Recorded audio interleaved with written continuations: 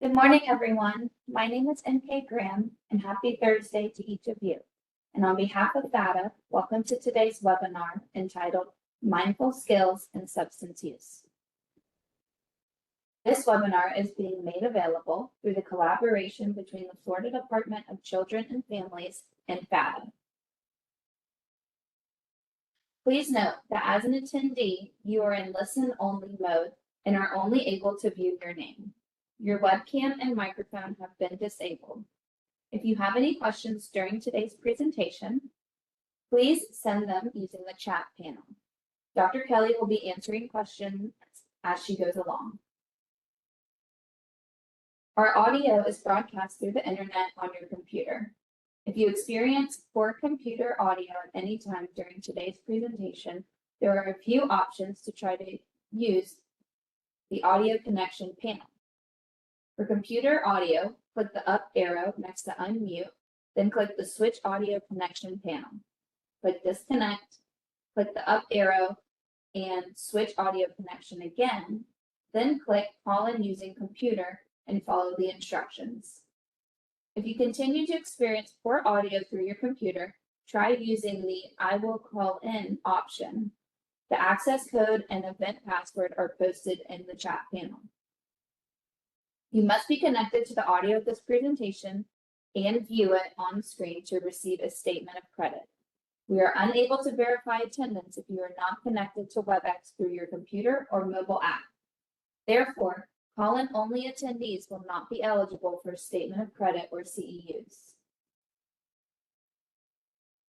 The recording and materials used in today's presentation will be available on the S.O.B.E.R website within 30 business days. To access the recording and PowerPoint, visit www.S.O.B.E.R.org.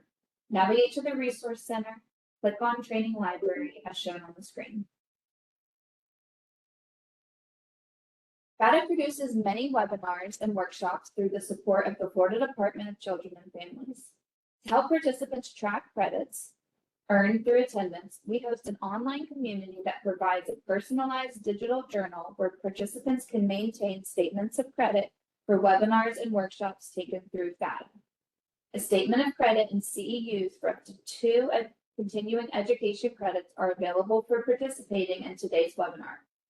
CEUs are available for persons licensed through the Board of Nursing, the Board of Clinical Social Work, Marriage and Family Therapy, Mental Health Counseling, and for persons credentialed through the Florida Certification Board. Completing the evaluation is necessary to receive CE credits or to access your statement of credit.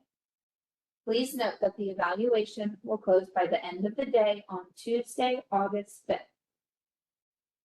At the end of today's webinar, you will have 3 opportunities to complete the evaluation. We will post a link in the chat. We will also send a follow-up email from WebEx, and an automatic web browser will pop up when the webinar has ended. To complete the evaluation, you will need to register or sign into your account. Please ensure that your name and email address match the name and email that you used to register with WebEx. The information you provide S.O.B.E.R as part of registering remains confidential. If you are a licensed healthcare practitioner, be sure to include your Florida license number for reporting to CE Broker when you register on our site for the first time. If you are certified with the Florida Certification Board or licensed outside the state of Florida, you do not need to provide your license or certification number when you register on our site. If you need assistance with account registration, login information, or accessing the evaluation, fill out a contact form on our website or email training@floridabha.org before August 5th. Please note that WebEx monitors arrival and departure of attendees and provides a report upon completion of the event. We are not permitted to provide a statement of credit if you do not attend the entire webinar, and we are not permitted to provide partial CE credit. Statements of credit will be posted within 30 business days after the evaluation closes in the professional development section of your S.O.B.E.R account. For licensed practitioners, CEUs will be reported to the CE Broker within that same time frame. This presentation is intended solely for educational purposes. The views, opinions, information, and content expressed in the presentation are those of the presenter and do not necessarily reflect the views, opinions, or policies of the state of Florida, the Florida Department of Children and Families, FADA, or the Florida Behavioral Health Association. Attendees should note that sessions are recorded and are then published on various media. Finally, our presenter today will be Dr. Nicole Kelly. She is a licensed psychologist who consults with agencies on trauma-informed care, programming for commercially sexually exploited youth, culturally responsive services, vicarious traumas, and leadership development through Classy Consulting. Nicole has been training multidisciplinary audiences on trauma-related topics since 2015. She has taught graduate-level psychology courses on human trafficking and substance use and has authored a commercial sexual exploitation, intervention, and prevention curriculum. Now I'm going to turn it over to our presenter, Dr. Nicole Kelly. Alrighty, folks. Well, good morning. Give me one moment here while I pull up our slides. It's lovely to see so many good mornings in the chat. So thank you for the warm welcome to everyone. Let me say just a little bit more about me, and we will dive on in here as we get going. So I'm a clinical psychologist again, and really started working with our system-involved youth. Right out of grad school, I wanted to do work with teens. And what I was finding at the time was there was a lot of work with adults and a lot with kids, but not so much when it came to working with teens. And that really just led to me getting into residential care and loved working with our kids in care. Spent many, many years with our kids in care. Kind of felt like I did a little bit of everything with working in residential care, even covered an overnight shift. And God bless those folks who work overnight, because that is tough.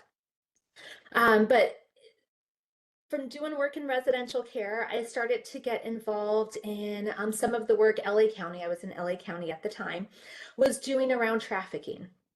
And I, started to see, hey, these are kids that we're working with, got more involved in that work, ended up leaving direct care to do more training and consultation around trafficking, as well as at the same time started to do some supervision at a sexual assault center as well. And so kind of with that have had various experiences of working with a whole lot of trauma, but also working with our adolescents and young adults who have lots going on, including substance use. And that kind of brings us to today, which is what we're going to be diving into. As was mentioned, through my organization of Classy Consulting, we do trainings nearly every day for providers across the country on a range of topics, from substance use to trauma to mental health. We've even started to do some trainings in English and Spanish for bilingual providers who are working with Spanish-speaking clients. So really excited about some of the work that we're doing there. We'll include some of the contact information at the end in case anyone is interested in getting in contact with us at a later point in time. Since it seems like folks are already familiar with the chat box, which is lovely, just want to remind folks that if there are questions or comments as we talk, feel free to type away. Go into the chat box, type whatever question or comment it is in there. I'll be able to see it, read it, and respond to it as we go. As we get going here, just want to say a few words about kind of our topic today of talking about mindfulness with substance use. And one of the things that we're starting to see is just a growing recognition of how powerful and how helpful mindfulness can really be. And in recent years, there's been more application of it within the recovery community. And so that kind of brings us here today as we're going to spend some time talking first really just about mindfulness and what mindfulness is and how it can be helpful. And then we're going to get into kind of this intersection of practicing mindfulness skills with folks who use substances, and we'll look at some ways that we can apply that with folks of kind of really all ages when it comes to it. So again, as we get going, feel free to ask questions, share things. Don't feel like you have to wait till the end of our time to ask any questions. All right. If you have come to any of the other webinars I have done before, you know we will start here and we will end here. And if not, surprise, we will start here and we will end here. I always like to take a moment to anchor us in self-care. As we do this work, it takes a toll on us. I would assume all of us, as we do work with clients, deeply care about them. We are not in the most lucrative of professions, so many times folks are getting into this work because they care and they want to help. But we also have learned that caring for others comes at a cost. And sometimes that can cost us our own mental health, our own physical health, our own relational health, etc. And when we are constantly pouring into others and pouring into others and pouring into others, in addition to what we got going on in our personal lives, everything going on in the world and our country and all of that, there's just lots of stressors, to say the least, that we can take in on a daily basis.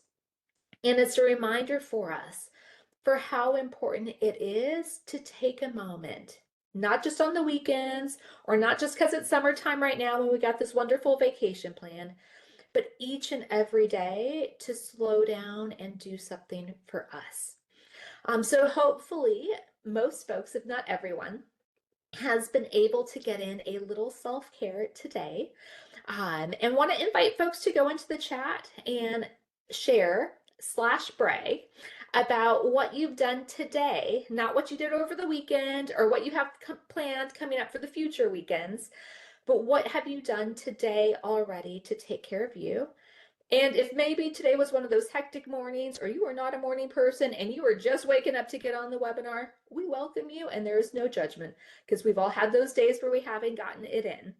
So I will start us off, and then I'm going to share some of the things coming in the chat. For me, I got up, got to take my dog on a nice long walk near the lake, and now I'm enjoying my lovely cup of coffee. We have some folks, let's see here, getting in some prayer time, some yoga, drinking that water, walking the dogs. We got lots of walking going in, as well as getting some time in the sauna. That sounds lovely. Some meditation. Gotta love the time with the dogs, spending some time outside, getting in those walks before it gets too hot. I hear that. I'm in Houston, so I feel the heat. Some more prayer and workout, lots of coffee. We even got a little tea drinker on. Getting in the walking, even listening to some nice music, spending some time reading, being able to really just kind of enjoy the new bed set. That is always lovely. Noticing the simplicities of life, sometimes in prayer, meditation, and journaling, some Reiki, some prayer time, lots of time with the pups, meditation and prayer. Also, sleeping in, amen for that. When you are able to get that little extra sleep in, simply taking a deep breath.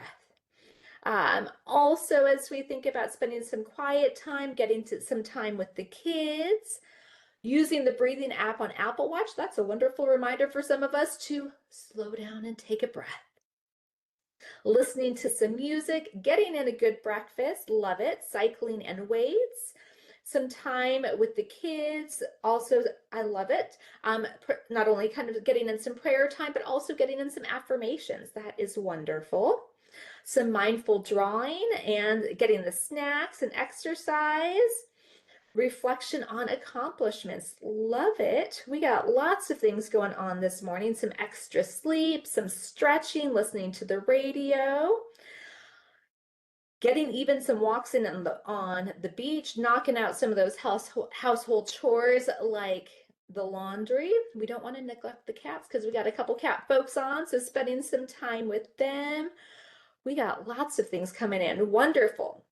Well, thank you all for sharing. Also, watching some game shows. Love it. And again, if you did not get any in this morning, that is okay. Hopefully, hearing some of the ways other folks that you may know or may not know are taking care of themselves is just a reminder for us how important it is. And again, as we do this work, it takes a toll on us, and that's where it becomes so important for us to take care of ourselves. All right, so as we get started here, we're gonna, start again just talking about mindfulness.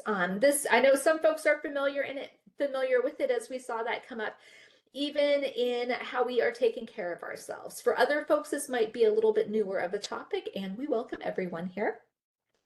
And so as we think about mindfulness, I want to invite folks back into the chat and just to type in a couple words for what comes to mind for you when you hear this word of mindfulness. There are no right or wrong answers, and we take guesses as well. So whatever, kind of comes up when you hear this word.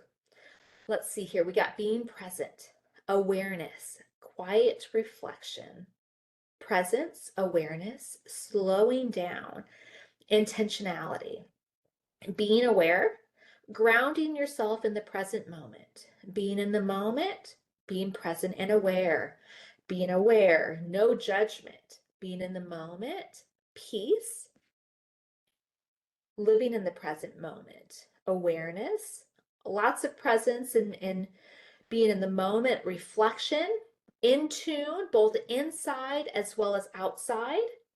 We got reflection, lots of intentionality, paying attention, also gaining personal peace. Love it. Some grounding again, being aware of your thoughts, slowing down, the senses, no judgment. I love that. We're going to talk a lot about that no judgment piece as we talk. Tranquility in the moment, peaceful, happy place, being conscious and aware, breathing, focusing, refreshing yourself. Again, present moment, lots of that, living in the here and now, gratitude, non-judgment, focus on the now, internal reflection, acceptance, here and now, fully present, centering. Absolutely, some great words coming to mind. And hopefully even as I'm sharing some of the words that you all are noting, it kind of even starts to get us thinking about how this can apply to folks who use substances. Being able to slow down, to be more aware of what's going on in this present moment, being more aware of when you might be getting triggered, when you might start to have a craving, etc. All of that becomes so, so important. So looking at this definition here of mindfulness, it's the ability to be aware of your thoughts, emotions, physical sensations, as well as actions in the present moment without judging or criticizing yourself for your experience. And I think this really captures so much of what came in the chat a moment ago. And this, is where mindfulness becomes so helpful. When we're able to slow down, check in with ourselves, and for even just with that, if we're honest, for some folks that's really tough. I know our focus today is not talking about trauma, but we do know a large number of folks who use substances also have histories of trauma. I've worked with many, who have that intersection there of trauma and substance use. And I mention that because for many folks who have experienced trauma and who are using substances, even just that piece of slowing down and paying attention to yourself can feel so foreign. Because for some folks, given what's happened to them, they can feel so distant. I've heard folks say things along the lines of, when I look at myself in the mirror, I don't even realize that I'm looking at myself because I feel so disconnected from me. So for some folks, being able to attune to what's going on might seem easy for some of us, but for others, that in and of itself, that easy task for some can be so challenging because of all that they've gone through and how disconnected they are from themselves. But when we are able to slow down and I'm able to notice my thoughts. I'm able to pay attention to the emotions I feel, which also indicates I have some sort of emotional vocabulary that I could put words to. I'm feeling really anxious right now, or I feel a little bored. And I recognize that boredom has been a trigger for using in the past, but again, it it assumes I have that emotional vocabulary to put words to what I'm saying. Also, when it comes to physical sensations, and for some of us, what we notice in our body is oftentimes an indication. I need to check in with myself. Like, I'll use myself for an example. Sometimes I don't necessarily know I'm stressed, especially if I'm working, I'm just going, going, going. But when I start to experience some tension in my shoulders, for me, that's a sign of like, hey, I need to check in with myself. Where is this tension coming from? So for some of us, as we start to notice things going on in our body, again, it helps us kind of just recognize what's going on. Let me slow down, let me check in. As well as the actions, what am I doing? And again, there's this focus on this present moment. And right there, in and of itself, becomes huge as we think about folks who have been through a lot of stuff. There can be so much of judging oneself for the past. And that can also be complicated because sometimes you're not just judging yourself for the past, you had other people judging you for the past and all your decisions that you made, all the missteps along the way, etc. So it's easy to try to be in the here and now, but to be judging the past. And in a similar way, it's easy to try and be in the here and now, but be so anxious and worried about the future. And when we are thinking about the past and we're worried about the future, what it does is it takes away from us living in the here and now, in this current moment. And so mindfulness really helps us kind of come back to what's happening right now. And that big piece here too is without judgment or criticism. So I might, for example, I'll use anxiety. I might be feeling anxious. I don't want to feel anxious, but I am. So I'm not judging myself for feeling anxious. Let's say, for example, I'm somebody who's used substances and is trying to cut back or trying to quit. And I find myself thinking about, man, all the fun I used to have. Because of course we only think about the good stuff. So I'm thinking about all of that. And I kind of catch myself. And rather than me kind of beat myself up or beat myself down for having these thoughts or having these emotions that I don't want to have, I'm able to approach those thoughts and or emotions with more of a sense of curiosity and simply acknowledge, for example, I don't want to feel anxious right now, but I am. And that lack of judgment, again, it helps me kind of be more accepting of where I'm at. And if I'm more accepting of where I'm at, it gives me a little bit more opportunity to then figure out, what do I need right now? What can I do to help lessen some of that anxiety or worry that I'm experiencing right now? Now, that's harder to do if in the moment I find myself recognize I'm anxious and I'm kind of beating myself up like, why am I worried right now? Why am I anxious? I shouldn't be anxious right now. There's nothing to be anxious about. And I'm judging myself for what I'm experiencing. There's less kindness. And again, less opportunity then for me to really soothe and comfort myself to help manage those emotions that I don't want to have. So mindfulness is helpful in several ways. One, it helps us focus on one thing at a time in the present moment. And this is huge because again, when life gets going and there are so many stressors, there's like a laundry list of stressors. It feels overwhelming to say the least. But when I'm able to take that breath and focus on one thing, it can help us better control and even soothe or comfort the respective overwhelming emotions.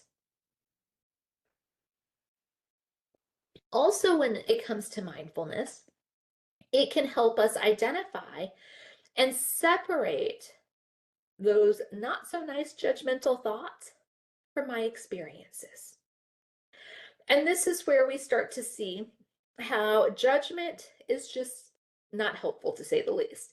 Because what happens is when we start to get some of those judgmental thoughts, I want us just to think for a moment, where does that go? What happens when we have those judgmental thoughts? It becomes overwhelming and it starts to spiral. For folks who are familiar with dialectical behavioral therapy, we also see that mindfulness can help develop one's wise mind. And by that, we're really thinking about, this ability to pay attention to not just my emotions, but also kind of my logic. And I'm able to kind of take both of these into consideration as I start to make decisions. So it helps me, in a sense, it helps me make wiser decisions because I'm paying attention to what's going on in me. So we are going to do a little quiz here, and we are not going to judge ourselves if we struggle with any of this, but just to see kind of when it comes to mindfulness, how we do. And this is where we see that for all of us as humans, really, this is something that we could all work on. So, for example, when traveling, maybe even this morning driving into the office, do you ever have those days where you don't remember the experience or the roads you took? I know for me, there have been many days after a long day of work, I would get into the car to drive home and I would end up home and kind of get there and almost be like surprised I made it home because I wasn't consciously, mindfully driving in the car. I'd been home so many times and, I wasn't paying attention consciously. Left-hand turn, starting, stopping of traffic, etc. I got home, but I wasn't really kind of connected to the experience of driving. I see someone else in the chat saying many times, absolutely. Or having a conversation. Maybe, hopefully this has not happened on this webinar, but again, no judgment if it has. Maybe as you're having a conversation with someone or others, you suddenly realize, I don't know what so-and-so is talking about. Like I'm nodding my head, I'm smiling, I'm laughing. So it looks like I'm engaged, but we're only going to pray that this person doesn't ask me, ask me a question about what they're talking about because I have no idea what they're talking about. I'm here, but I'm not connected. So I'm not really paying attention to what they're saying. Or what about when reading? I've heard this so often from clients. Whether it's reading for work, reading for school, and you're reading a stinking paragraph over and over and over again, and you're having to read it over and over again because you don't really remember what you just read. So reading, a page can take you so long because your mind is somewhere else. Again, you're going through the motions, but it's taking you so long because you aren't present as you're doing those activities. And I can see in the chat, so many of us can relate to some of this. Also, putting something down and you don't remember where you put it. Keys and cell phone, I would say, are kind of the two notorious ones here, where you think you're going to remember it. In a similar way, I do this when I drive to a parking lot where, especially if I'm on the phone after when I get out of the car and I walk into the store, and especially if it's a big parking lot, and then I come out of the store and I'm like, shoot, where did I park? Obviously I parked the car, I walked into the store, but because I was distracted, I'm walking around the parking lot afterwards trying to figure out, clicking my keychain, trying to figure out where I parked because I wasn't necessarily kind of connected to that experience. And when we kind of notice some of those things, again, these are opportunities for us even, where we see how mindfulness can help us in the day to day. So when we think about kind of our brain and where mindfulness, where mindfulness can be helpful. We're just going to kind of touch on a couple areas here. We're not going to dive into this in great detail, but just want to touch on a few things. So when we think about 3 areas of our brain, one being our prefrontal cortex. And, with our prefrontal cortex, this helps us in terms of everything from regulating our emotions to our behaviors and even making wise decisions. And what we see with our prefrontal cortex is this part of the brain is more activated in a good way after folks practice mindfulness. When we think about our hippocampus, and this area of our brain plays a really big role when it comes to learning and memory. And it also helps regulate the amygdala, which we'll get to here in a moment. And in a similar way, we see that this area of the brain is more activated following mindfulness training as well. So the amygdala, which again, the hippocampus helps regulate, our amygdala is also activated or plays a role when it comes to regulating our emotions. And especially, when we think about kind of like that trauma stress response and kind of the fear and, all of that can arise. And what we see is in an opposite way, when folks practice mindfulness, this part of the brain may be less activated. So, in a sense, we start to see the more folks learn and are able to practice mindfulness skills on a regular basis, it starts to affect, in a good way, the way in which our brain is functioning. We also can see that when it comes to mindfulness, it helps reduce a few things and reduce some things for our better. So it helps if we have somebody who, let's say, not only uses substances, but also maybe struggles with depression.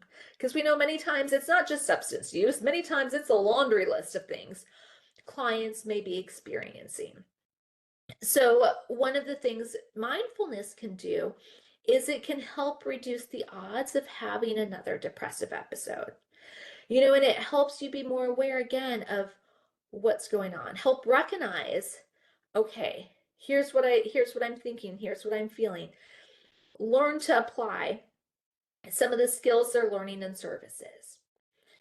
Helps reduce some symptoms of anxiety. Because again, as we think about the anxiety, worrying about the past, worrying about the future, and mindfulness really teaches us to live in the present moment. Also, when it comes to pain, we know some folks experience chronic pain, and that is not pleasant to say the least when folks experience it. And not that mindfulness takes away the pain. It would be wonderful if that were the case. But what's that like when you're experiencing pain and that's all you focus on? That's all you can think about. It many times can make that pain feel so much worse. And being able to practice mindfulness helps you to acknowledge you're in pain, but not kind of dwell on it. Also, when it comes to eating, we see folks who I spent some years early on working with youth and young adults who had eating disorders. And mindfulness was one of the big skills.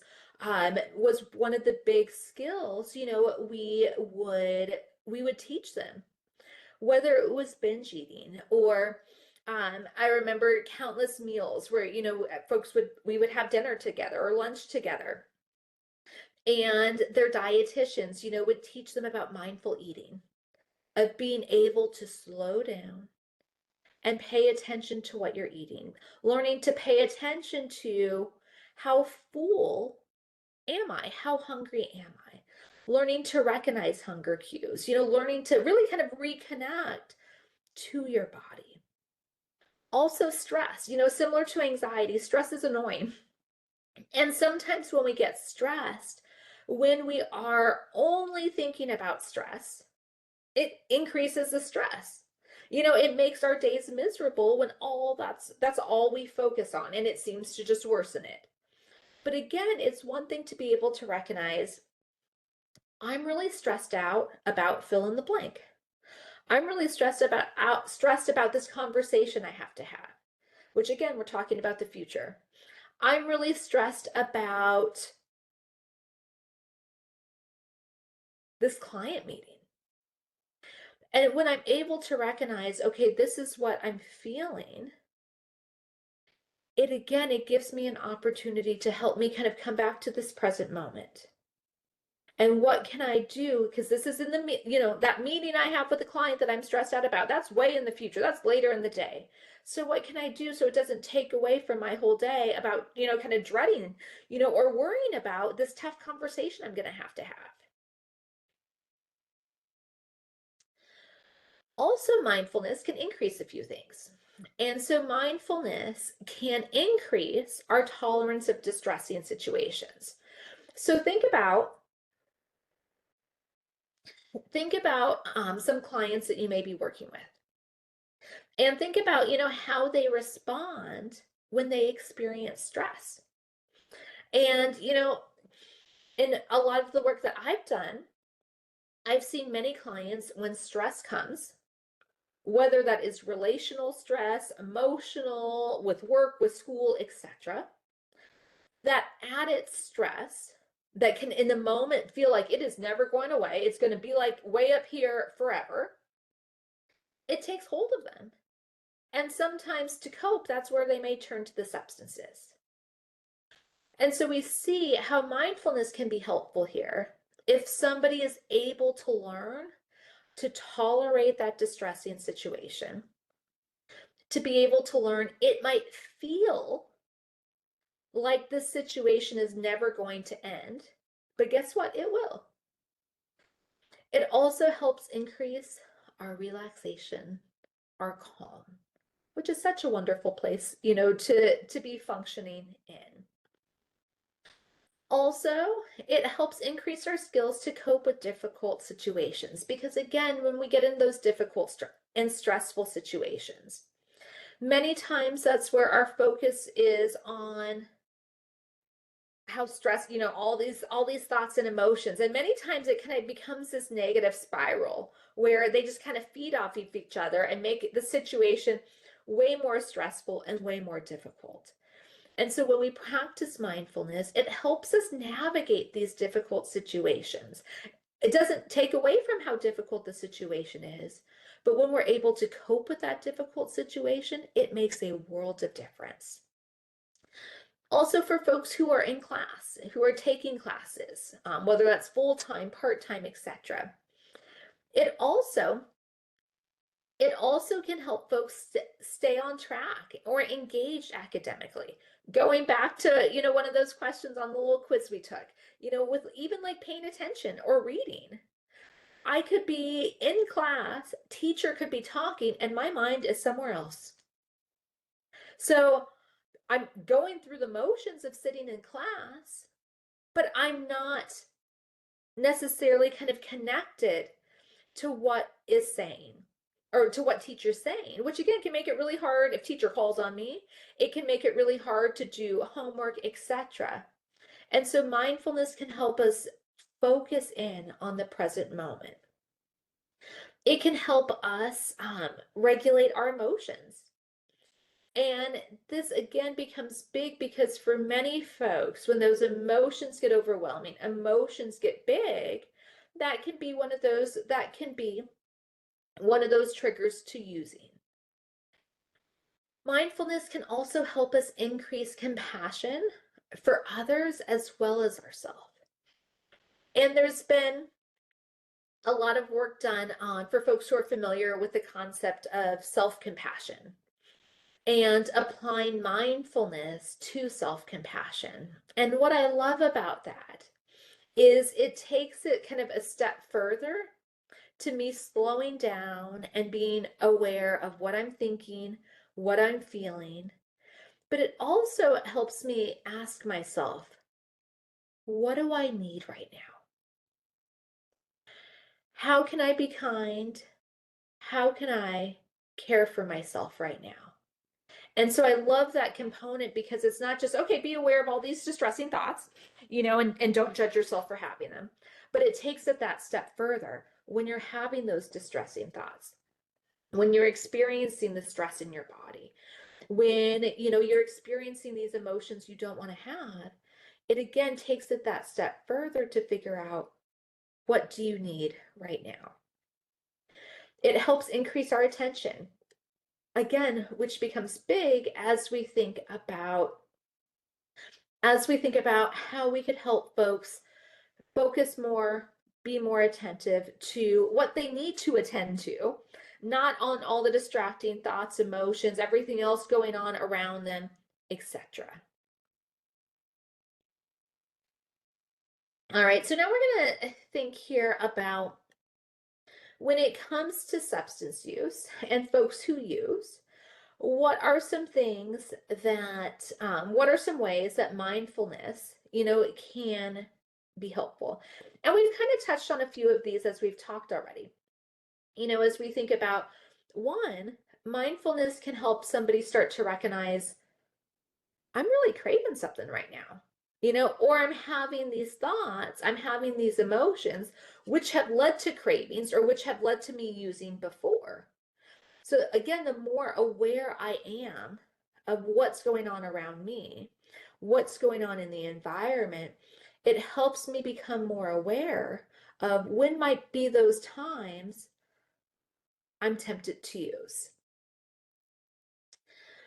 So when triggers and cravings do arise, they pose harmful threats to an individual's recovery process, something I'm sure you all are well aware of.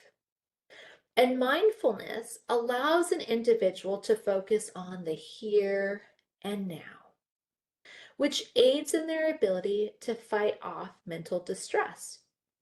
Regularly practicing this promotes an individual's ability to calm their mind as it tries to heal from substance use.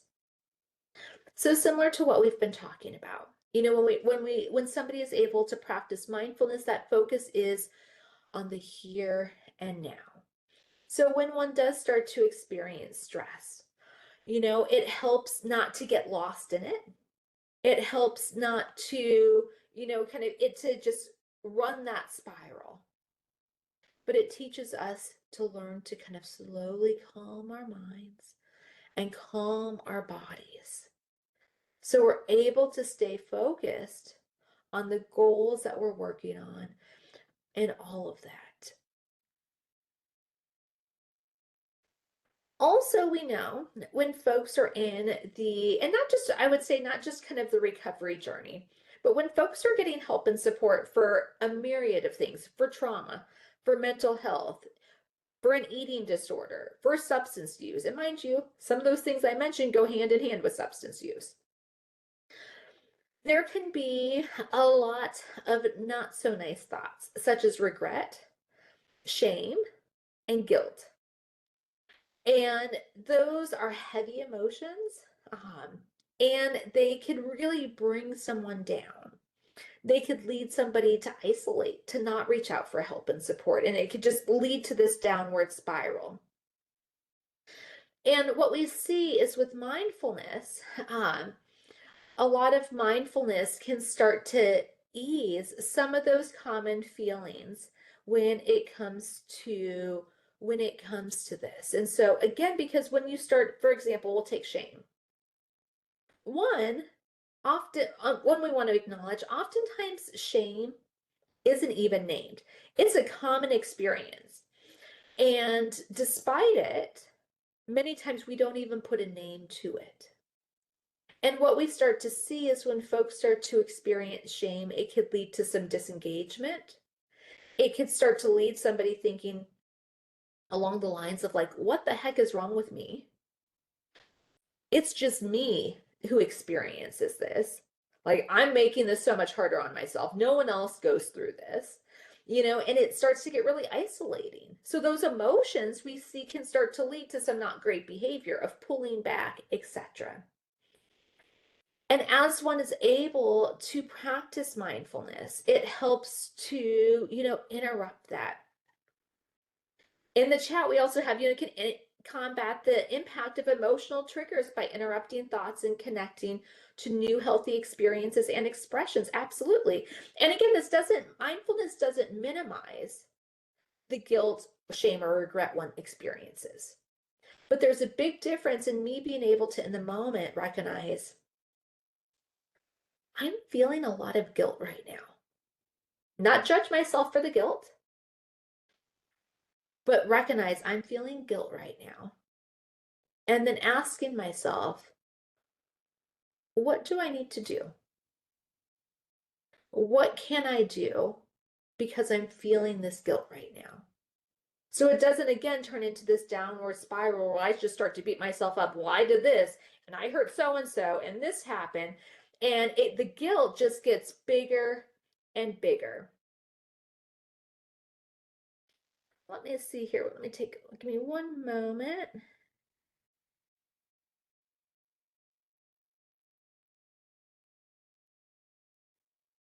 All right, Eric, just want to make sure you are able to see some of those comments coming in. The chat looks like some folks have had some issues logging in and staying logged in, so just want to make sure that you are able to see those.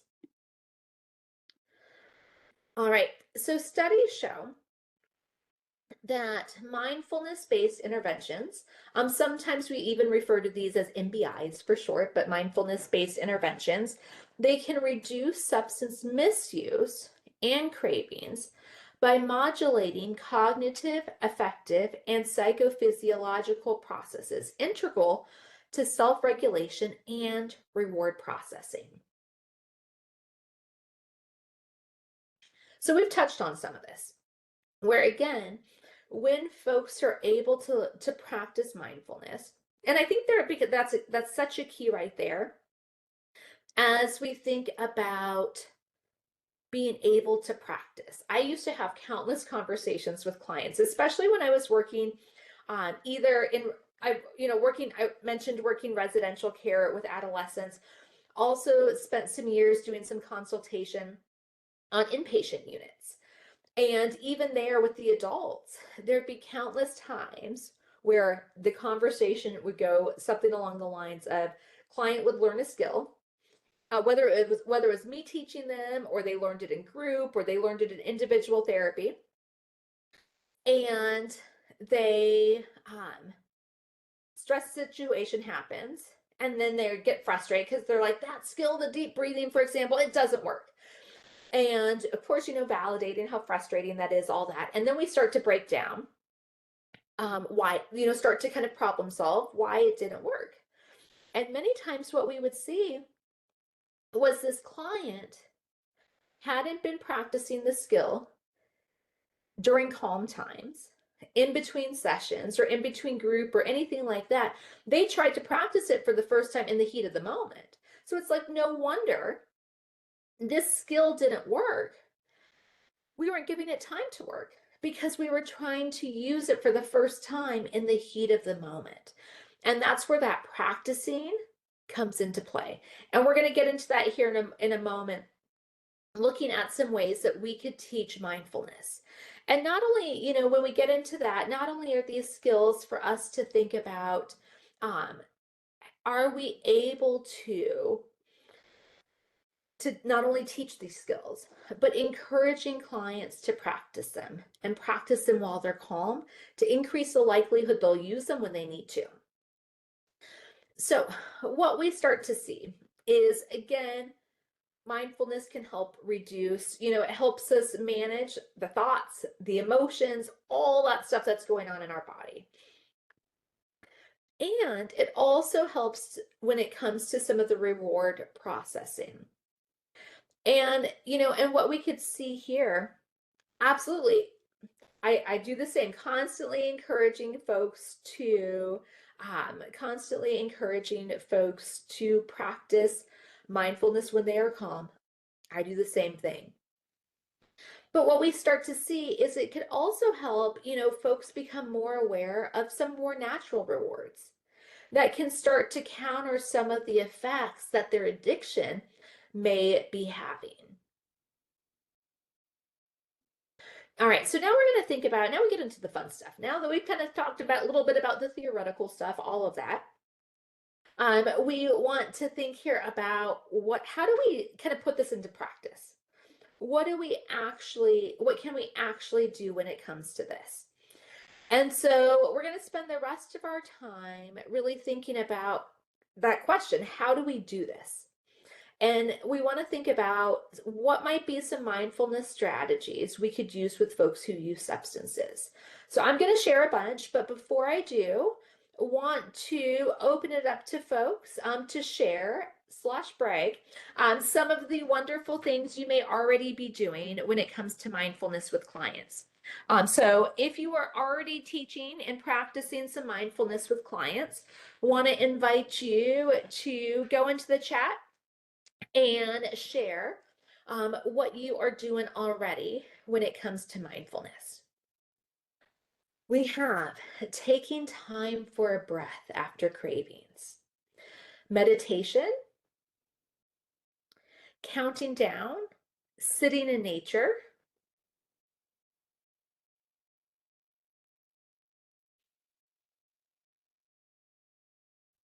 taking time to breathe and meditate, reframing judgmental thoughts, nature walks, gardening, urge surfing, doing some breathing exercises, practicing deep breathing every day, listen and being aware, swimming,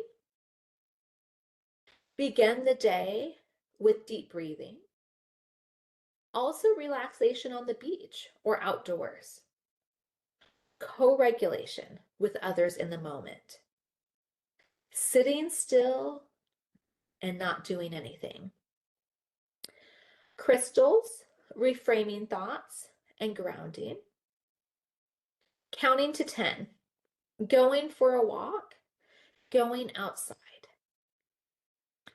actively listening to nature, breathing, meditating, using senses, being present. We do reflections on the week, from kind of now to from previous session. Leaves on the stream exercise, canning or preserving food, breathing and walking outdoors, therapeutic breathing, guided meditation, progressive relaxation, and connecting to the senses, mantras and positive intention, taking in surroundings, especially from living on an island, soothing music, box breathing, body scans, deep breathing, sensory relaxation, closing eyes for several minutes and only relying on other senses, meditation and deep breathing, giving grace to oneself, taking time to enjoy what you do outside, a gratitude list, Reiki, breathing exercises, meditation. Even just talking about this is relaxing. Naming our senses, unplugging and disconnecting from devices, meditation and listening to breathing, meditation and fun activities. What a list we have. As I'm reading this list, I would agree with whoever it was that made the comment that it is relaxing just kind of listening to this list. It absolutely is. And not only that, but when we think about some of these things, I think where we get hung up sometimes as service providers is we're thinking it should be more than this. Like we're thinking that it should be more than teaching somebody deep breathing or walking outside and paying attention to what's going on with you. Like it feels like we should be helping them much more so. But for those of us who practice mindfulness, we know how powerful it is to go and practice some of these things. So we got a few more things coming in. Let me scroll up here. Finding for someone we got working with folks who are unsheltered as well as having substance use and using things such as finding activities to distract them, Mindful eating. I love it. That is something to be able to practice together. The more we can practice with clients, I love it. Also, we have, let's see, for those who are unfamiliar with urge surfing, is a mindfulness technique used to manage cravings and urges by observing them without acting on them, allowing them to naturally subside. It involves acknowledging the urge, noticing its physical sensations, and riding it out like a wave without trying to suppress or resist it. Taking a walk without any distractions. Absolutely, these are some powerful skills. All right, so I'm going to add to our list and even kind of hit on some of the ones that we have already touched on. And again, for some of these, we just need those reminders that these are helpful and that these are things that we can do with clients. All right, so one that we're going to touch on here is referred to as sober breathing space. And with sober breathing space, this is where sober is, sober is for short here. And with that, this is where we could see a few things. One, we want to encourage folks simply to stop, to slow down, because as we're talking about mindfulness, we see how powerful it is to slow down. So this is just kind of taking that pause for a moment. And again, this is stuff that we could do when we're at work and there's all this stuff going on, just to take a moment. And then we want to observe. Take in that breath, slow down and observe what's going on. What's going on in me, which again, it was, as we think about kind of what's going on or what am I observing in me? What are my thoughts? What are my emotions? What do I notice in my body? As well as even just to pay attention to what do I observe around me. Some folks, for example, they mentioned, being able to go out into nature. And nature, for many folks, there's something very calming and very peaceful about nature. Being able to pay attention there. I remember some years ago working at a residential facility, and one of the things we would do for our mindfulness group is we would take clients on a walk around the neighborhood. And as we went on this mindful walk around the neighborhood, it was this intentional focus to we're not just going to talk and have fun and all of that, but we want to pay attention to what do we notice. And what would be so amazing as we would, wrap up the walk and we would be debriefing, how we all notice things that we didn't notice before. Maybe there's a particular flower, the crunch of leaves if it was the fall, the feel of the wind or the sun on one's body. And just trying to figure out, what that might be.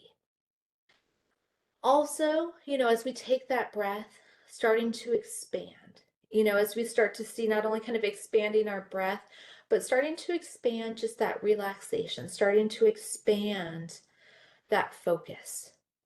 And then as we think about slowing down, as we're kind of going through this, how does one want to respond? So it's not just, I'm responding off my emotions. I'm stressed or I'm anxious or I'm angry or I'm irritated, etc. And I'm responding from that place. Or we start to see that there are issues, something with another realm. And so, starting to see kind of where you want to respond from there. Also, body scans. Body scans was something that came up. And body scans are wonderful as they can really help us focus in, slow down, and start to focus. Again, I want to go back to something I mentioned earlier, where for some of us, we have a big intersection of clients who experience who experience trauma as well as substance use. And so when we are working with clients who may have that history of trauma, one, we know it becomes extremely helpful in the healing journey. And as they engage in the healing journey, it's again crucial for folks to be more aware of what's going on within them, to reconnect to their bodies. But just want to remind us that for some folks, that can be terrifying to do. Um, for some folks, I've heard them describe it as, as I started to reconnect to my body, I was reminded of what happened to my body. I was reminded of how my body betrayed me or let me down. So you could only imagine how hard it is to do an activity like a body scan, if that is the case. So that's where it's important for us just to be mindful of what's going on with folks. Eric, just want to draw your attention to the chat. Looks like there's a couple other messages coming in regarding technology. Yeah, I'm looking at it, but I'm not sure exactly what we can do right now for them. Gotcha. Just wanted to make sure you saw it. And thank you all for your patience as there are, so it looks like some technology issues. So thank you all for your patience as we are navigating it all. All right, so as we are doing our body scans, this is where we want to encourage folks simply to slow down.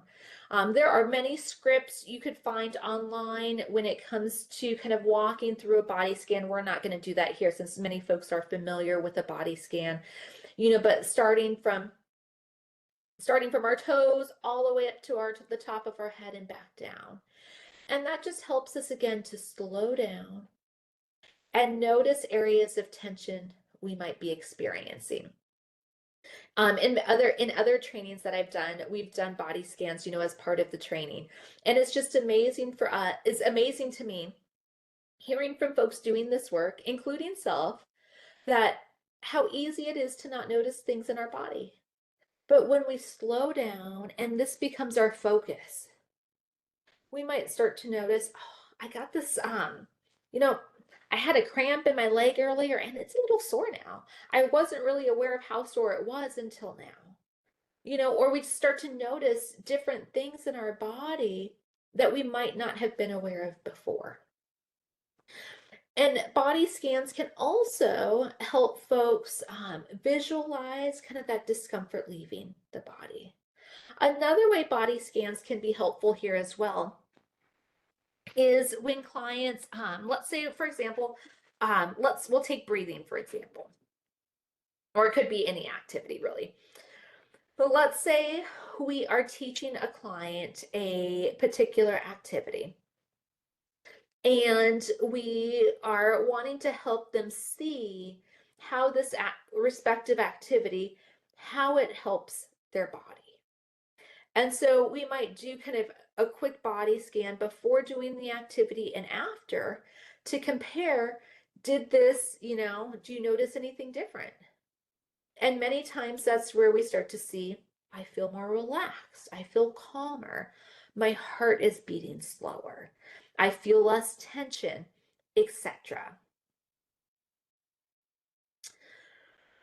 Also, when it comes to our breathing, we want to, folks have mentioned breathing in the chat. We know we have to breathe to survive, but sometimes we forget just how powerful a deep breath can really start to reset us and how quickly a deep breath can help calm our bodies. And yet, again, how simple is it to take a deep breath? But how rarely, even for many of us, do we do it?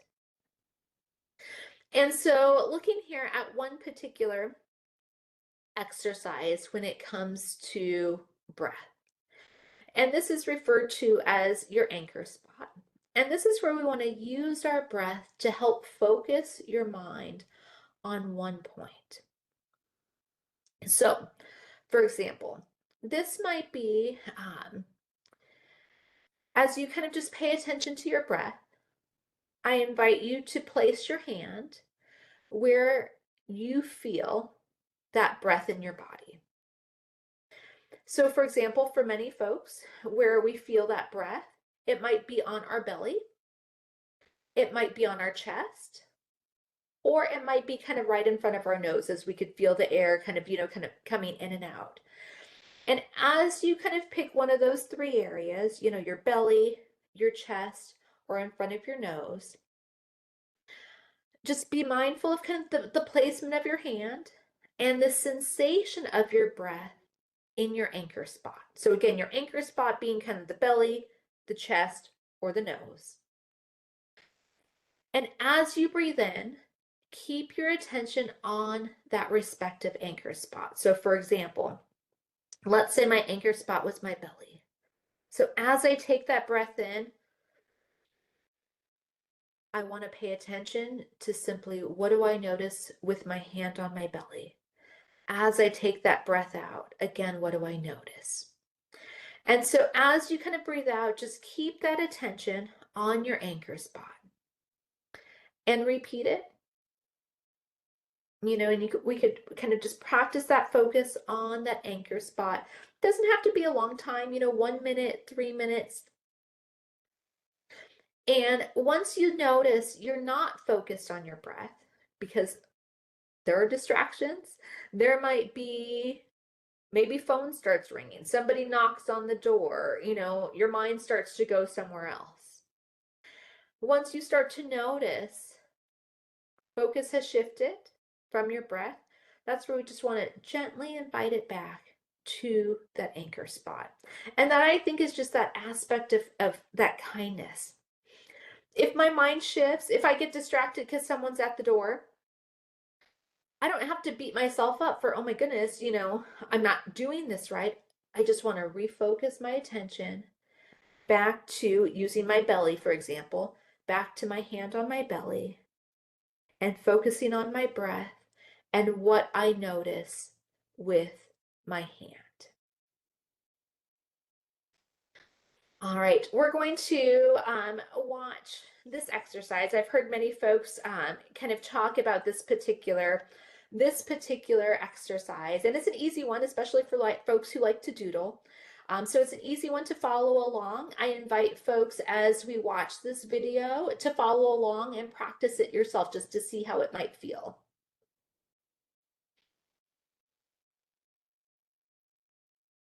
We're going to pair two effective mindfulness practices to give your central nervous system a break. Breathing and directed doodling, finding a flow. Simply begin with 2 easy cycles of breath, starting to release any tension as you exhale and to settle. Noticing your breath, your steady ally. And taking your paper and marker, allow your breath to lead your line. Noticing the rate of your movement on the paper is set by the rate of your breathing. And now see if you can connect your marker with your breath. Placing your marker at your starting point on the paper, see if you can use one inhalation to repeat the entire shape, then one exhalation as you again repeat the shape.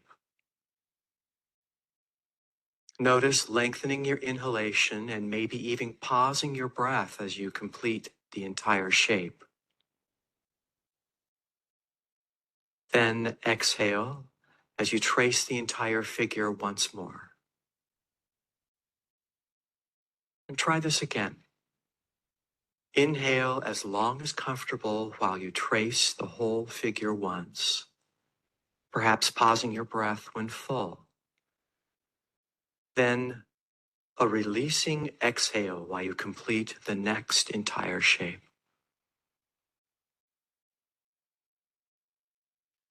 Take a moment to notice how you feel. And now you may want to change markers and maybe switch directions or orientation of your paper. This time, inhale all the way to the top of one side of the figure, then exhale all the way down and around as you complete the shape. Again, inhale all the way to the top of one side of the figure, then exhale all the way down and around as you complete the shape. And notice what you notice. For this last example, you may want to change markers and then choose the orientation of your paper. This time, inhale for the first loop of the figure, then exhale on the second loop of the figure. 2 more times. Inhale as you track the first loop, and exhale as you track the second loop. You may want to alter your rate of breathing and notice how that feels. And now it's time for you to choose your breathing pattern and enjoy the freedom of your breath. Find your flow.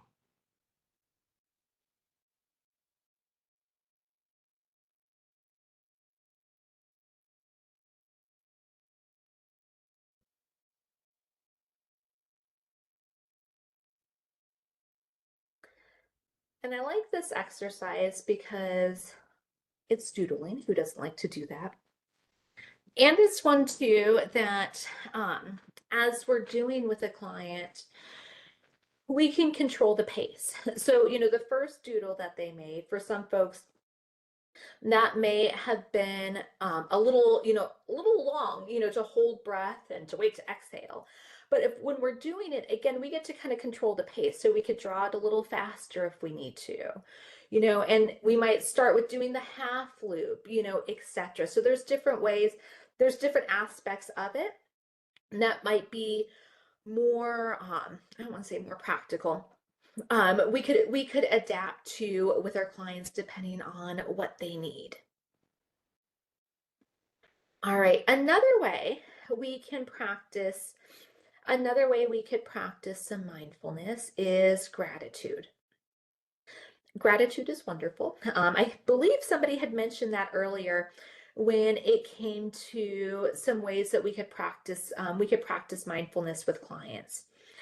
And what I love about gratitude is it really helps kind of anchor us in what's kind of going well.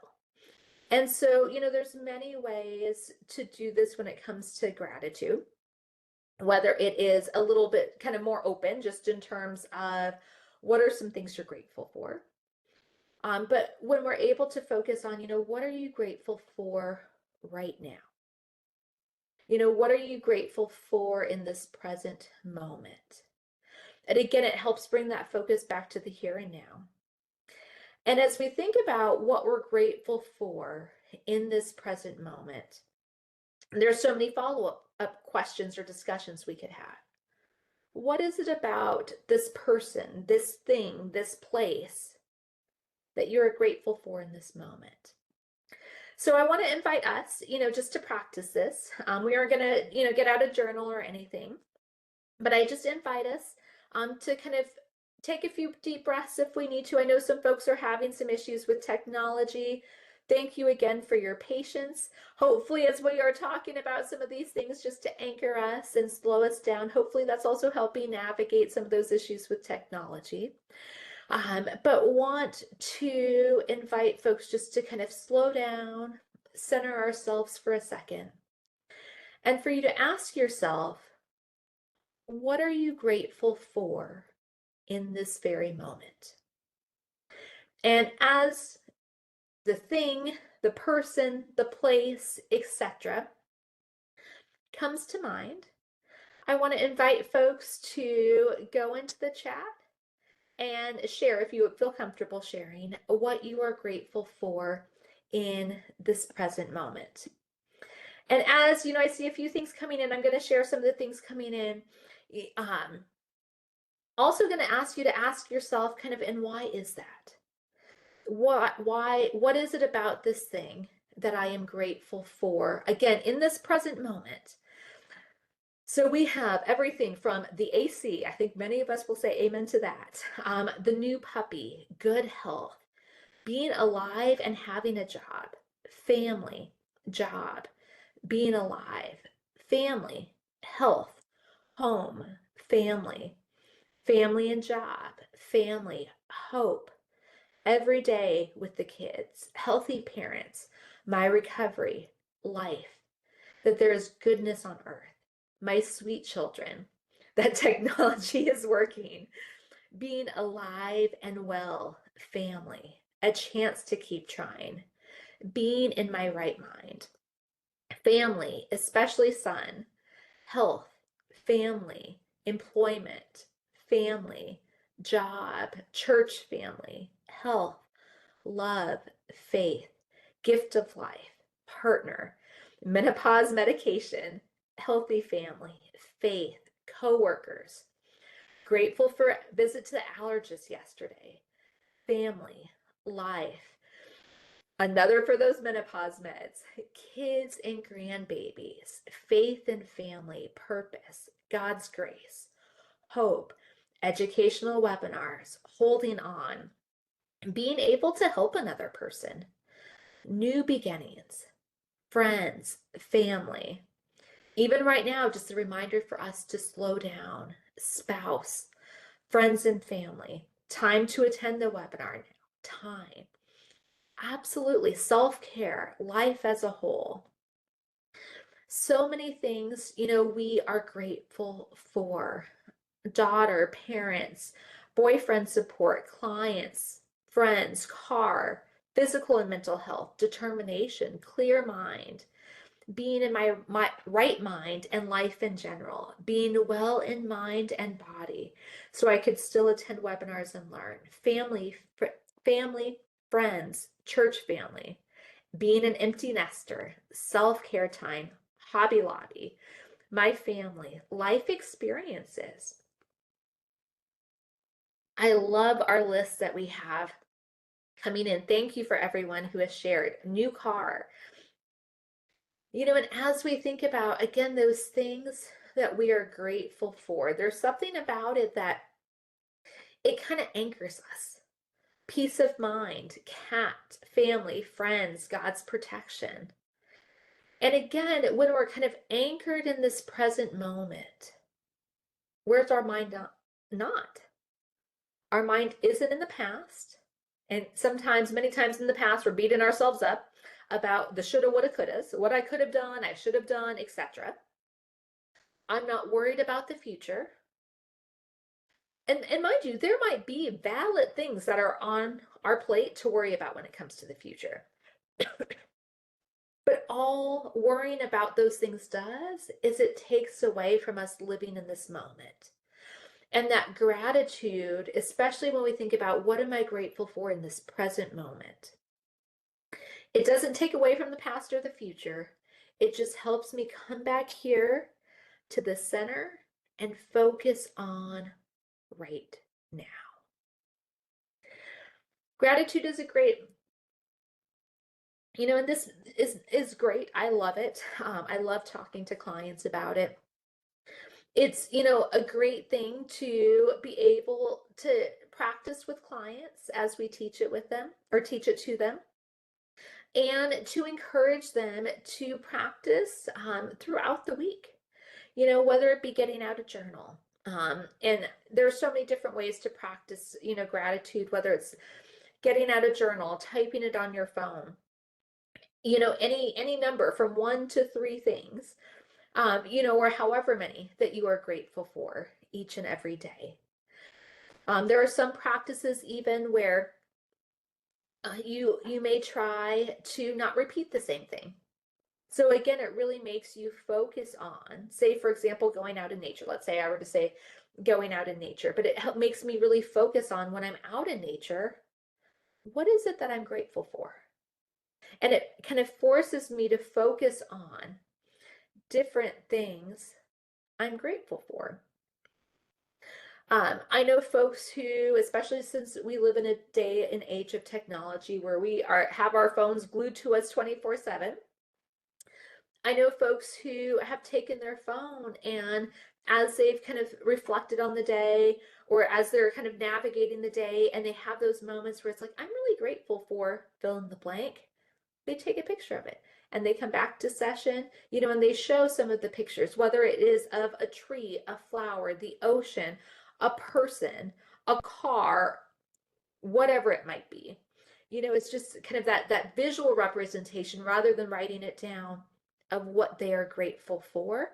And in those moments too, where maybe stress feels overwhelming, you could go back to the journal or you could go back to those photos and look at them and be reminded of what you are grateful for. All right, urge surfing, this came up in the chat earlier when it comes to some of the ways that folks are practicing some mindfulness with clients.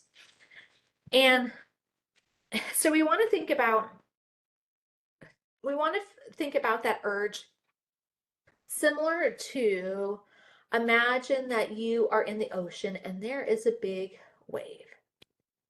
And how, like similar to a wave in the ocean, that urge gradually builds intensity. And there's a peak. Even though that peak might feel like it's going to stay there forever, what happens with the wave? We know eventually that wave is going to fade away.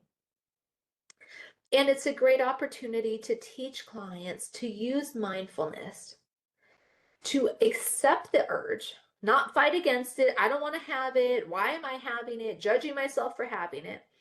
But simply to accept that this urge and its subsequent discomfort, because most of the time those urges aren't necessarily the most comfortable. So I'm simply acknowledging I have this urge right now.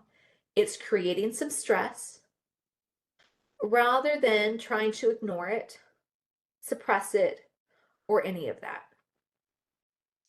And while riding out that urge, that's where it can be helpful for clients to practice some relapse prevention skills. As we think about everything from providing education on how to manage triggers, things such as delay or distraction. And, so it just becomes a great opportunity and a visual to just imagine kind of just that wave in the ocean, how it gradually builds up. It's at its peak. And again, many times at its peak is where it feels like it's going to stay like this forever. But we know those waves eventually come down.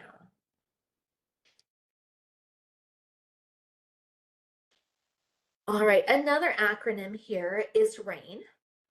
And RAIN stands for recognize the craving and or the emotion. So similar to kind of what we were just talking about with urge surfing. I might not want to have this emotion right now, especially the negative ones. I might not want to be angry or frustrated or anxious, etc. I don't want to have this craving right now, but guess what? I got it. And I'm going to get nowhere by beating myself up for having it, pretending I don't have it, trying to just like, I'll just go on with the day. And this is where that acknowledgement becomes crucial. So I want to recognize, here's what I'm experiencing. And as I recognize it, this is where I want to allow it to exist without trying to change it. And so, this again is where I recognize this doesn't mean I have to act on it. But I'm not going to get rid of this emotion by just saying I don't want to have it. I'm not going to get rid of this craving by simply saying I shouldn't have this craving. That's not going to help. So I want to kind of recognize it here and approach it more with a sense of curiosity. And this is where the mindfulness really comes in. So I could tell myself, I'm having this craving right now. I wonder where it's coming from. As opposed to, oh, here we go again. I got another craving, etc. Or I notice this overwhelming emotion. And again, instead of being like, I shouldn't feel like this, I don't want to feel like this, etc., I'm able to approach it more so with that sense of curiosity of, I feel really overwhelmed right now. I wonder where the sense of overwhelm is coming from. And even as you hear the difference in those two approaches, one sounds even a little kinder and a little bit more compassionate. And that's where then we want to nurture ourselves with some self-compassion. Because again, the tendency is to beat ourselves up. I shouldn't be experiencing this right now. I shouldn't have this thought. I shouldn't have this feeling. I shouldn't have this physical sensation. But guess what? I got it. And beating myself up for having it is going to get me nowhere. So that's where we want to think about, how can we show ourselves compassion? And this again comes from me building a relationship with me, where I know, for example, when I have these overwhelming emotions I don't want to have, I have built that relationship with myself where I know, what can I do to soothe or to calm or to comfort me? Now that's hard to do if I don't have a relationship with myself, because I don't really know then what to do to be kind to myself, what I need to do, what helps me calm, what helps me soothe. So again, this is where building that relationship with oneself is crucial. We've talked about walking, and this is a wonderful one as we think just about going for a walk. Whether, I know we got a couple folks on who have their beloved four-legged friends, whether we go with them or on our own or with someone else, it's just an opportunity that as we're outside, as we're walking, and whether it is simply, maybe I am only able to walk up and down the driveway, or I'm only able to walk around the block. This does not mean I have to walk miles. And if you can, go for it. But whatever your physical ability is and whatever client's physical ability is, of simply walking slowly. Again, it's this piece of slowing down and walking intentionally. And as we're walking, just paying attention to how it feels in our body. How does it feel as we take that step down and we put, from the heels of our feet to the balls of our feet, and as we take that step down? Whether we are barefoot, we have shoes on, or we have sandals. Just again, noticing, how does our feet feel as it touches the ground? As our feet touch the ground, or as we pick our feet up from the ground, what do we notice in other parts of our body? Do we notice any soreness? Do we notice any tightness? Do we notice any sense of relief or relaxation? As we're walking, what do we notice about our heart rate? Is it getting faster? Is it slowing down? What do we notice about our temperature? Is it really hot out? And as we're walking, maybe we're starting to sweat. We're starting to get a little warm. Again, we just want to think about, what do we notice kind of internally? And not only kind of what we notice in our body, also paying attention to, where are my thoughts? As I'm walking, and maybe this might be, and sometimes this happens for us as humans, where I got some alone time, and I start to slow down, but I'm not using that alone time to slow down and relax. That alone time, I'm just thinking of all the things that are driving me crazy right now, all the stresses, all the things so-and-so said, etc. And I'm starting to get worked up. We want to avoid that. So we want to think about, what do I notice? And that's where we want to focus on what we see and what we hear. And when we do this, again, so often we recognize things that we've overlooked. I've heard this countless times from folks. I've experienced it even, where it's like, has that tree always been there? Or the color of that flower, like, was it like that yesterday? You know, because when we start to pay more intention and we're more intentional with our focus, again, we notice more things around us. Also, when it comes to not only what we see, but different sounds, whether it is cars driving by, whether we are at the beach and we're walking on the beach and we're hearing the sound of the ocean, we're hearing the sound of the wind, we're hearing whatever it might be. We want to kind of pay attention to those senses. Also, another activity we could practice with clients is journaling. And when it comes to mindful journaling. And this is where, again, we see this thing with mindfulness, where we want to focus in on the present moment. And as clients have an opportunity to journal, we want to encourage them to jot down how they're currently thinking or feeling or what they're experiencing in their body. Mind you, without judgment. Now, for some clients, they like to write. For other clients, they might prefer to draw. So kind of having some openness here when it comes to this. And again, what are you currently noticing in the present moment?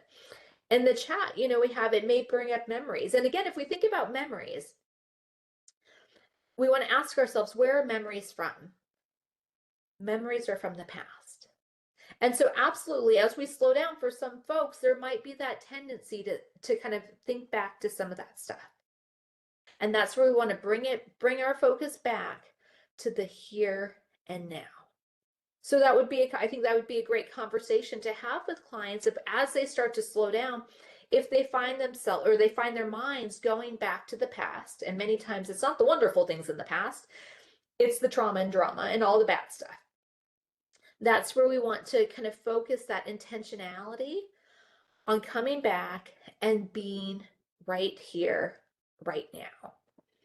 And so as folks are able to journal, again, it's what are you currently thinking about, feeling, and noticing? And just give it, and this isn't going to be a huge, long 20-minute journal or something like that. This is going to be, a few minutes. What are you noticing? And this can be a practice if client is willing. That could be incorporated into whether it be maybe even a bedtime ritual, where at the end of each day, they take a moment just to bring out their journal, take a few deep breaths to help kind of anchor them, and just simply ask themselves, what am I thinking? What am I feeling?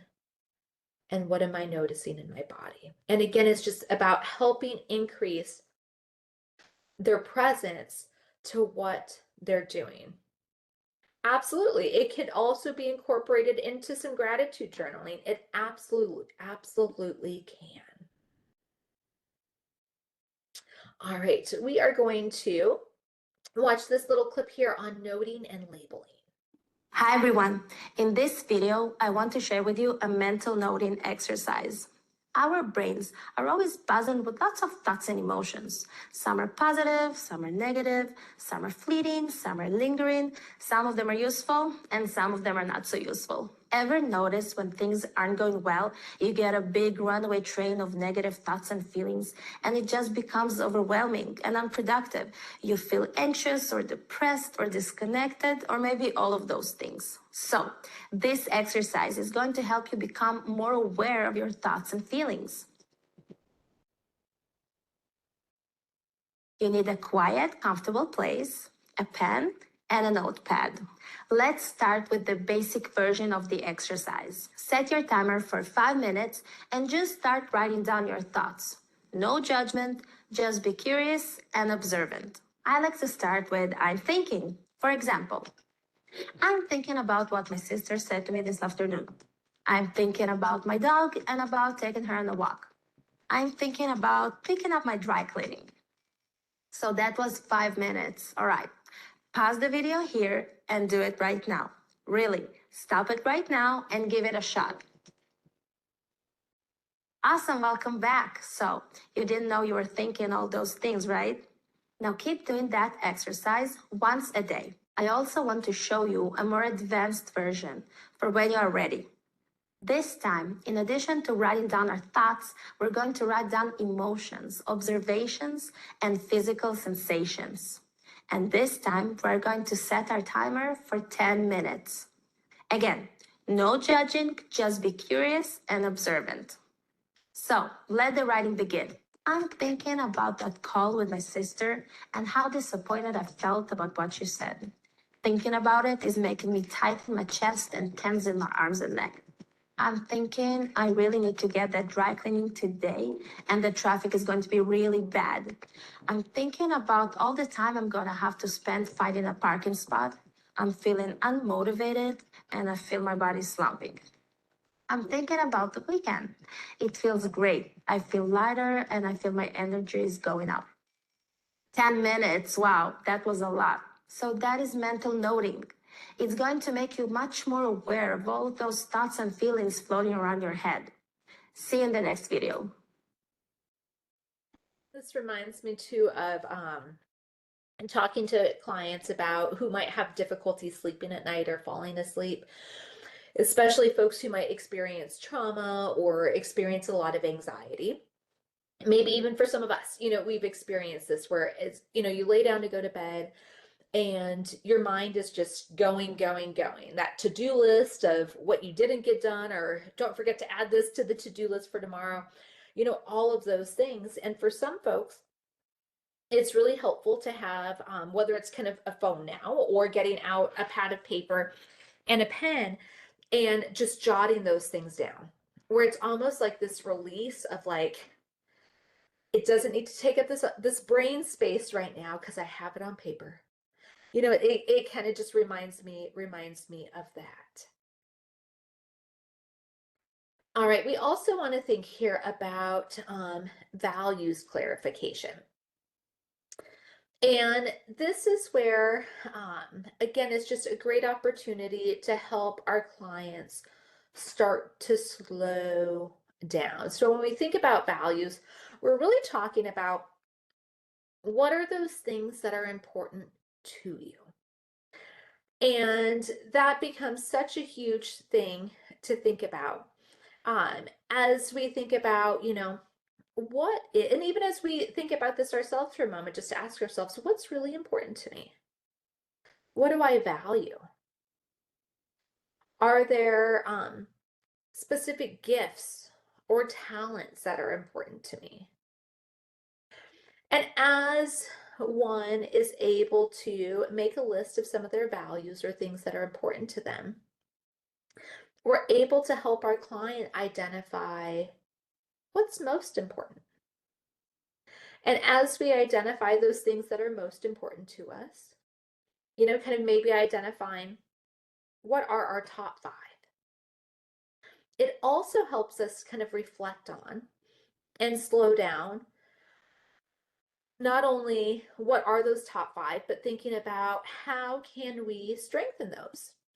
And this especially for clients, this is where it can be for some really eye-opening, because and even for us, what's it like, for example, when I say family is really important to me, faith is really important to me, exercise is really important to me, spending time with friends, and spending time in hobbies, let's say. Let's say those are someone's top 5. Well, what's that like as we start to talk a little bit more and client starts to recognize, is the way I'm living my life kind of consistent with those values? That's part of that values clarification too, because I could say, for example, school's really important to me, but I'm missing school, doing all this stuff, not taking homework seriously, which again, no judgment. That simply becomes an opportunity for me then to ask myself, Is school as important to me today as maybe it once was some time ago? And maybe how important it is has shifted. And again, no judgment, because maybe it's not that important to me today like it was years ago. Or maybe I recognize, it still is really important to me. But I start to recognize my actions don't necessarily show that school is one of the most important things to me. And so that gives me that opportunity again to think about what are those things most important and how can I make sure I'm focusing on it. So there's kind of this intentionality and this focus on being able to focus and not get distracted and pay attention to all these other things. It helps me kind of intentionally go throughout the day. I want to focus on these things that are most important to me and make sure that I'm doing what I need to do to strengthen those areas. Also, as we think here about cognitive appraisal. And so when we think about cognitive appraisal, it impacts how we make decisions as well as why we make decisions. And so when we think about cognitive appraisal theory, this is where we see how it refers to how an individual, what their perceptions are of external challenges, how one tackles them, and whether the challenge is considered stressful. And on that note, that's where it's really important for us that we separate ourselves from our clients. And I say that because maybe as the helper, I don't really think I'm hearing client. I might think they're overreacting a little. I might not think the challenge they're talking about is as big of a challenge. And it might not be for me, but maybe it is for them. So I want to make sure as the helper, I'm not minimizing the challenges they share, how difficult they may express them to be in terms of tackling them, and how stressful they might be, because we might look at a similar situation vastly differently. And with cognitive appraisal, we want to increase awareness of our emotional state and how it affects the outcome of specific events. And so this becomes a practice that combines mindfulness with different principles from cognitive behavioral therapy, where folks are able to identify what are some of those unhelpful thoughts and then start to reframe them into a more balanced perspective. And by doing so, it can reduce some of the emotional stress or the emotional strain by simply starting to create some shifts in their perspective. And so by doing so, we see two things. We see a primary appraisal and then we see a secondary appraisal.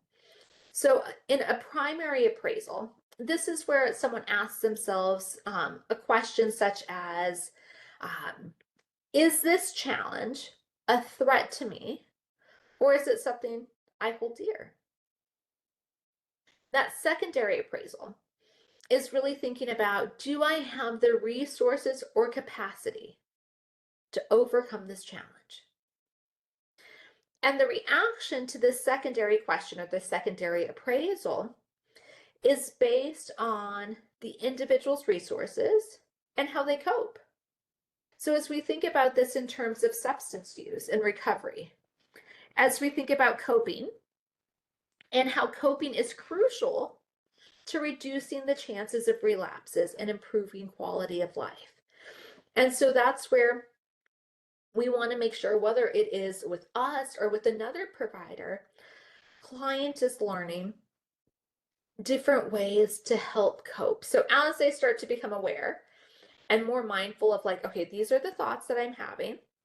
These are the emotions I'm ascribing to the thoughts. This is why this thought is stressful to me. They have those skills to tap into for what they could do to cope. Another way we could teach some mindfulness is referred to as a savoring practice.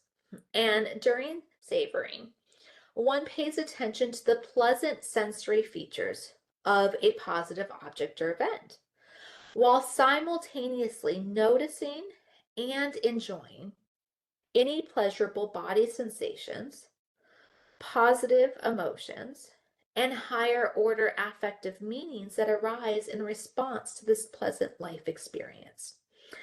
And this becomes a big piece as we think about learning to experience really some positive events. It reminds me of years ago talking to one young woman. She was in her late 20s at the time, long history of substance use. And part of her recovery journey that she was sharing with me was about fun.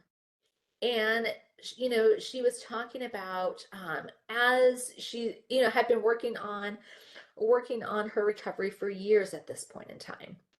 She goes, I've really had to learn how to redefine fun.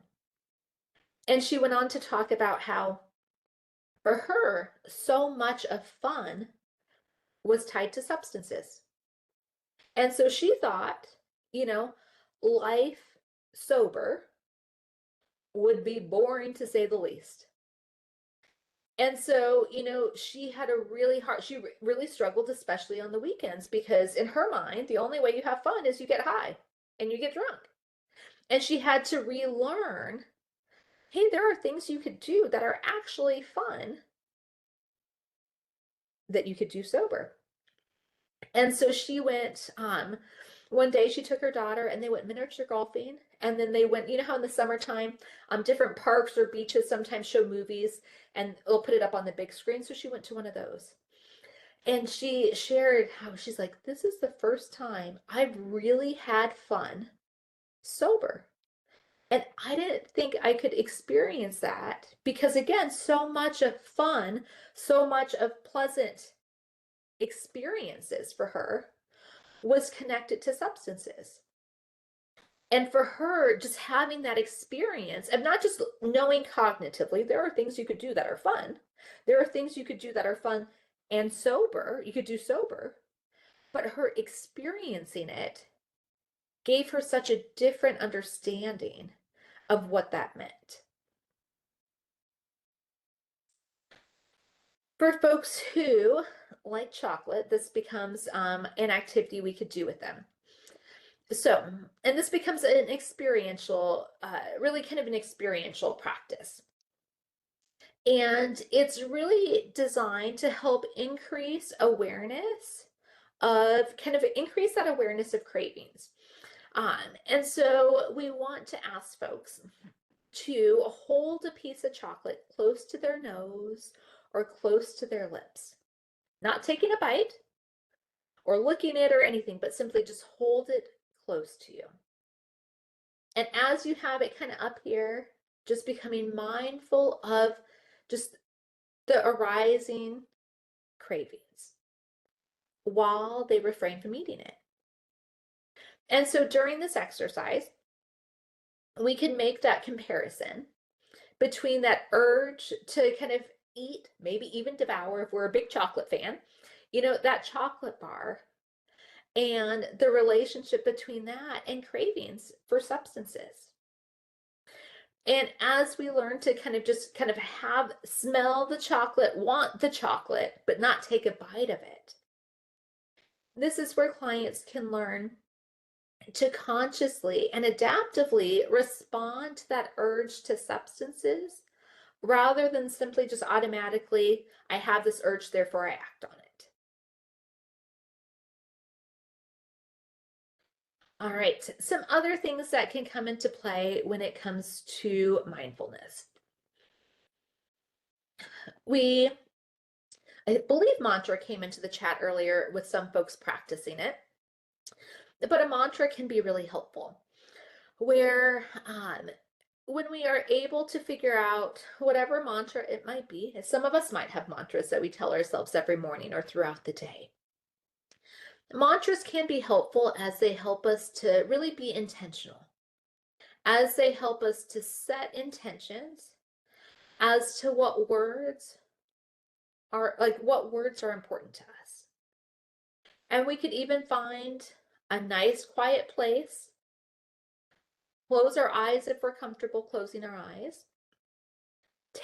Focus on our breathing, so take a few deep breaths in and just being aware of how that feels with the inhale, the exhale, and speaking that mantra aloud a couple times.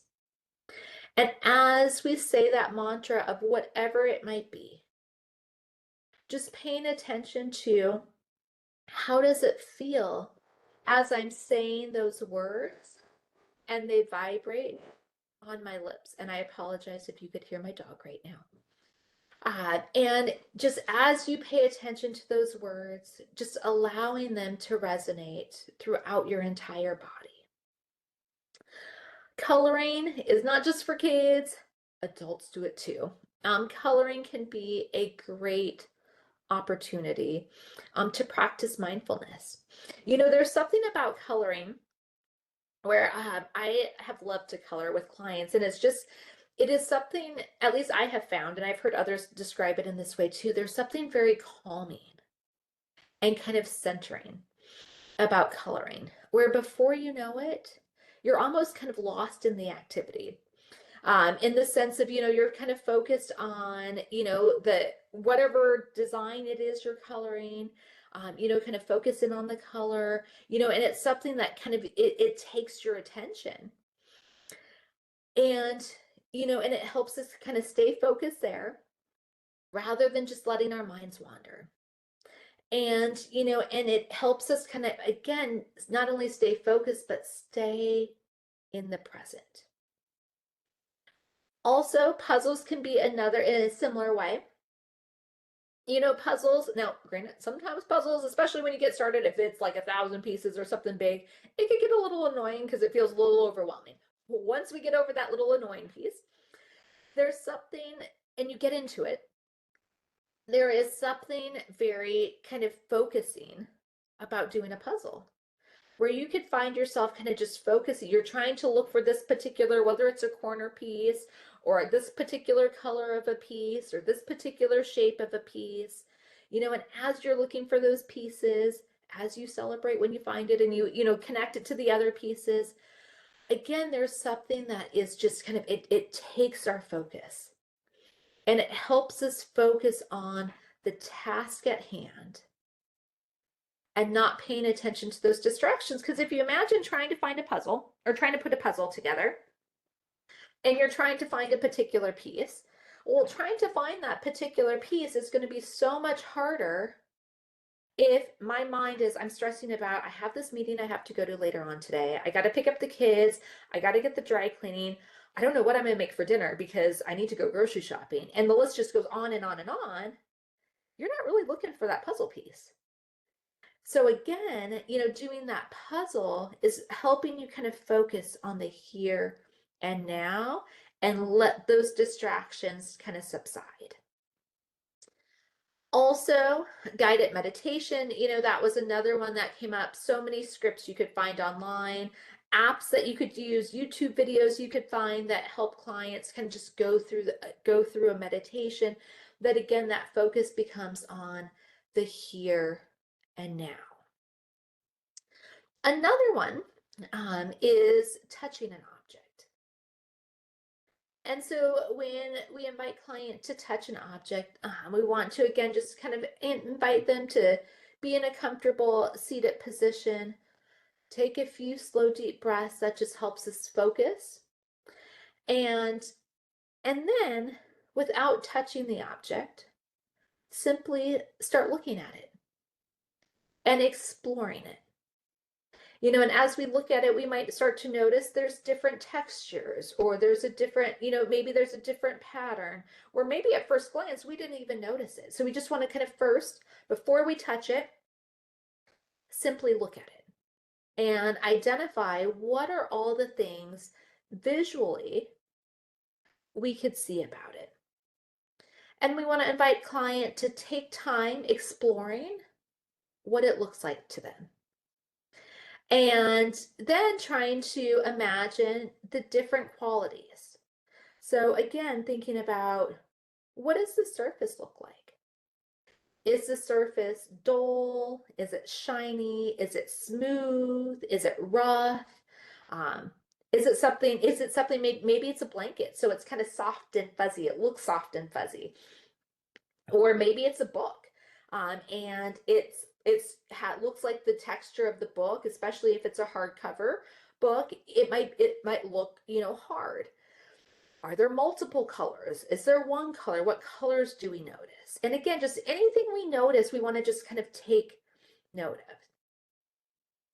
And as client is observing the object, now we want to invite them to put it in their hand. Or if it's something big, maybe it's the computer, for example, reaching out and touching it if they can't hold it in their hand. And as they're touching it and or holding it, want to invite them again just to pay attention to what do you notice about how it feels. Asking some of those, same questions, around, what does the texture feel like? What is the temperature of it now that you have it in your hand?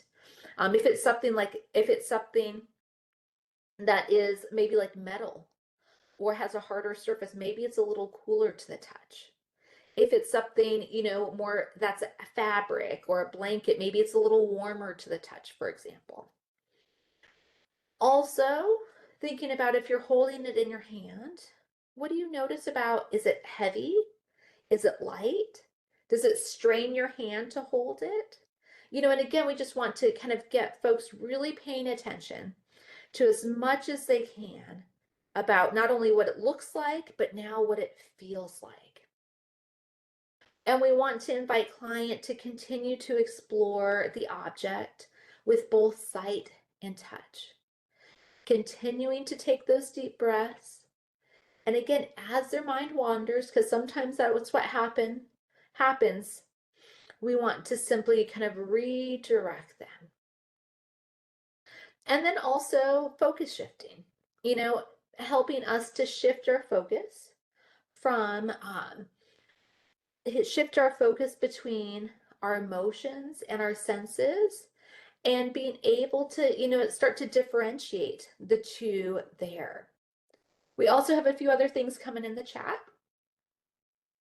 So reading and also cooking for others. Mindfulness is a great way, or cooking is a great way to practice mindfulness. There's something about being able to, really pay attention to everything from the texture of what you're cutting or what you're stirring, to taking in the aroma of the spices or the vegetables or the meat, whatever it is you're baking or cooking, and just paying attention. Let's say you're making some dough and just the texture of the dough on your hands. All of that can be a great way, again, to practice mindfulness. Painting, we got some other great examples coming in. I love it. Painting is another great way to practice some of that, to practice some of that. Music, again, so many great things that, again, our focus is, we want to help focus on the activity, whatever the activity might be. And we want to focus here. And when distractions come, because we know distractions will, learn to get in the practice of simply saying, I have this distracting thought, but I'm going to focus here on this activity. And not beat ourselves up for, man, I can't do this simple task, or I can't, do whatever it is. We're simply acknowledging I'm having this distraction, and I'm coming back to this present moment. We even have people watching. All right, we have a short time here left. So if you have any questions, now is your time to ask away. But with that, just want to take our last moment here and end us where we started, with talking about self-care. Again, as we do this work, as we do work with folks who have a lot going on, it becomes so important that we take care of ourselves. This is one of the hardest things I think I've learned as a clinician, and what I've heard from many colleagues is it's hard to do this work and to teach clients beyond what we've done.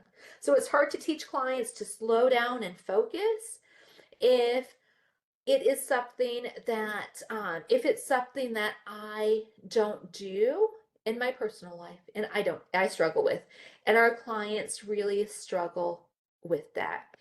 And so that can be a huge challenge there. So there was a question about kind of us talking earlier about kind of the primary and secondary appraisals. Let me see if I can find that real quick to go back here. So here we're really kind of looking at this combination of CBT and mindfulness, of being aware of what are some of those emotions, what are some of those maybe stressors or threats someone might be experiencing. And as they, are able to become aware, we want to help reduce some of the emotional stress or strain by starting to shift some of their perspective. So that's where the kind of those cognitions come in. How can we, how kind of really the power of our thoughts. And as they start to shift their perspective, as they start to shift their thoughts, we want to be thinking about how can we help them tap into some of those resources they have. With that, I want to thank you all for joining today. Thank you for your patience. For those of you who had some technology issues, thank you for your patience as we have navigated those. I am going to hand it back over to the team to walk us through evals, all the logistical stuff. I hope everyone has a wonderful rest of your day.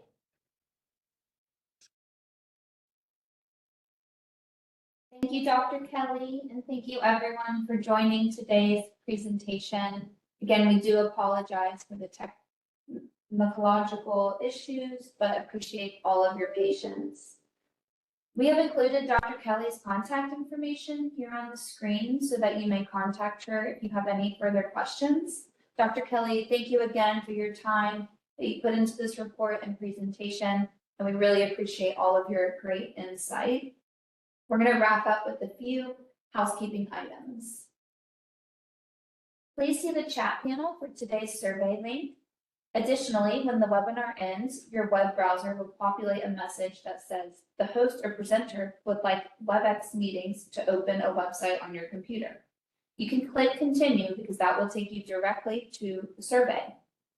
You must sign in to your account to complete the survey. If you do not have an account, you can register at no cost. You may do so by clicking haven't registered yet. You must use the same email address you used when you registered for today's webinar, when you set up your profile in FATA's system. This is the only way to connect your audience and your attendance and your profile. For CEUs to be reported to the CE broker and Florida licensed healthcare practitioners, you must provide an accurate Florida Department of Health license, prefix, and number the first time you register. If you need to add or update your license number, you can do so by logging in and clicking Edit on the Professional Information section of your profile.